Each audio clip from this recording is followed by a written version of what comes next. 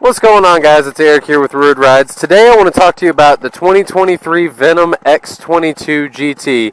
This is a 250cc bike. I bought this out of California as a company called Venom. Obviously, they shipped it straight to my house. It cost probably like $2,400 shipped and ready to rock. It came pretty well set up. Everything was, for the most part, good to go. The only thing you needed to do was throw on your throttle covers. You needed to put on your rear view mirrors and your windscreen, which obviously I have not done. And then you needed to hook up your battery and throw in some fuel.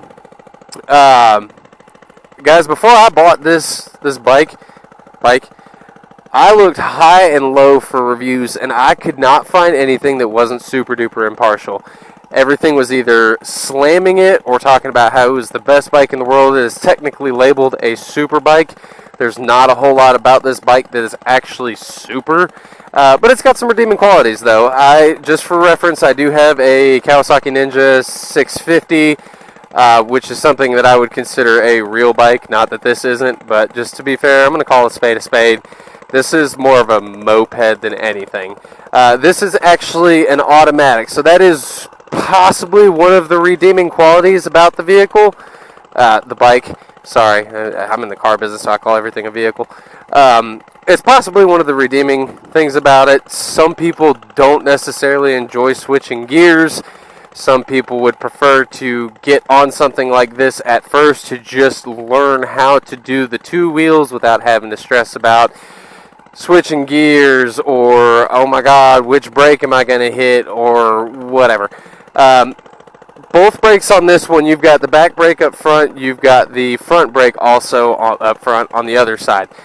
So there are no brakes, no clutch pedals on either side on the feet, so your feet are doing absolutely nothing but chilling the whole time you got this going on. Another redeeming quality about it, it does get like 105 miles to the gallon.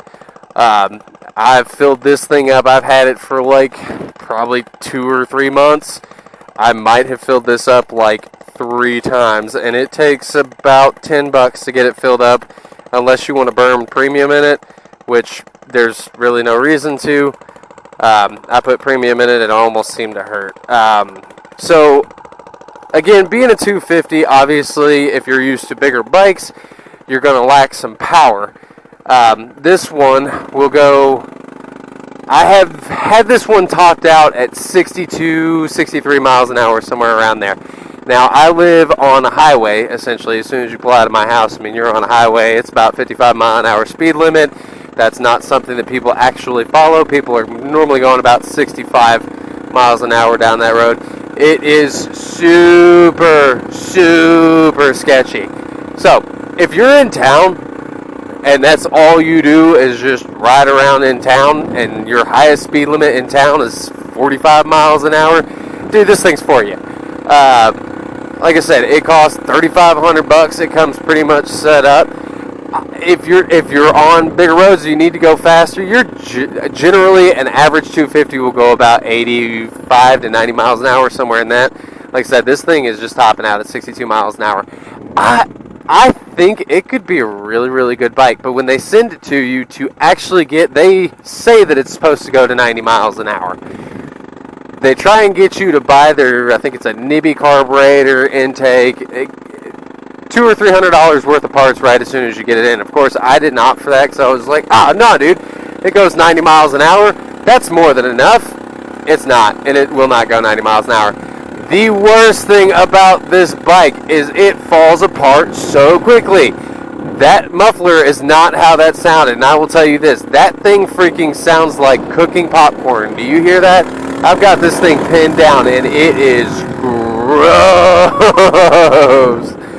See, I keep trying to hit my back brake on there. Yeah, guys, a lot of redeeming qualities to it, especially if you're a city rider and you just want to get in it and you don't want to be riding around in your car that's getting 22, 23 miles to the gallon.